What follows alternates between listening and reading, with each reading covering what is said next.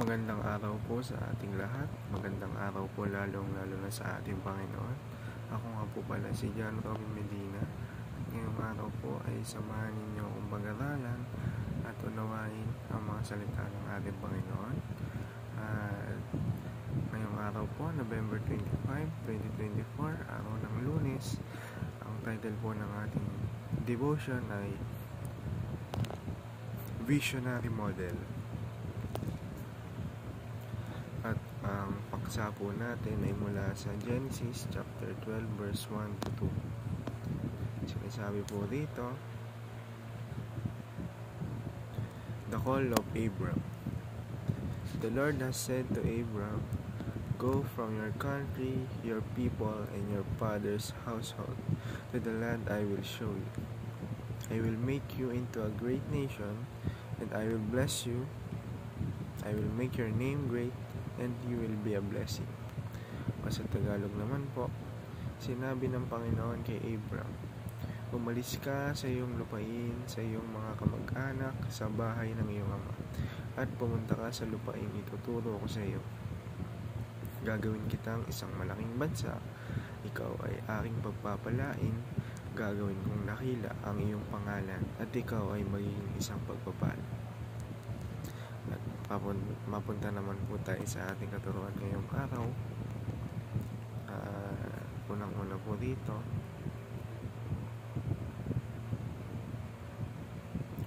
at para po sa katuruan natin ngayong araw, unang-una po dito,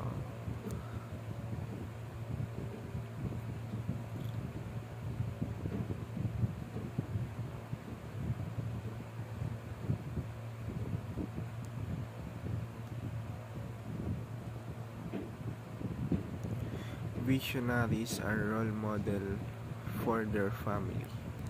Sa ikalawa naman po, our vision must come with God as must come from God. Kumbaga dapat yung mga vision, yung mga pangitain natin ay dapat mula sa Panginoon. Dahil kapag hindi yan mula sa Panginoon, nanggaling yan sa kung saan-saan, sa sarili natin, sa ibang tao, malaking chance na mapahamak lang tayo. At sa ikatlo, our vision must focus on eternal values. At para naman po sa ating application, unang-una po, be a visionary role model for your family.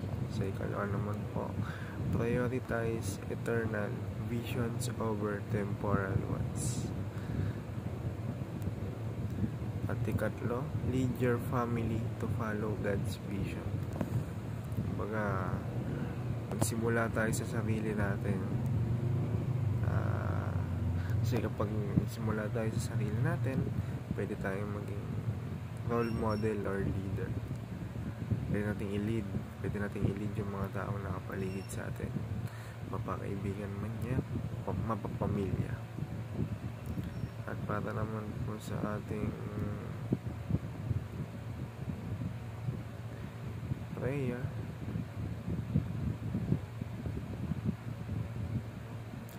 Heavenly Father, thank you for giving us the ability to dream and have a vision.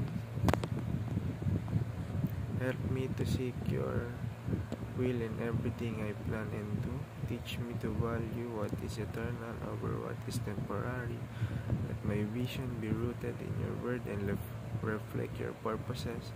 Guide me to be a role model for my family, leading them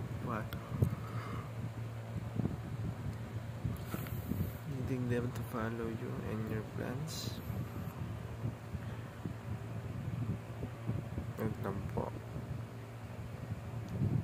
leading you to follow you and your plans.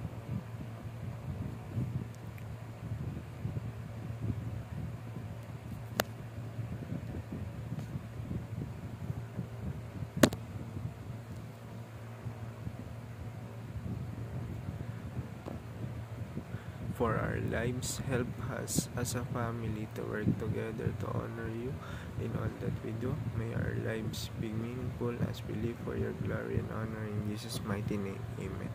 Yan lamang po. Maraming salamat po.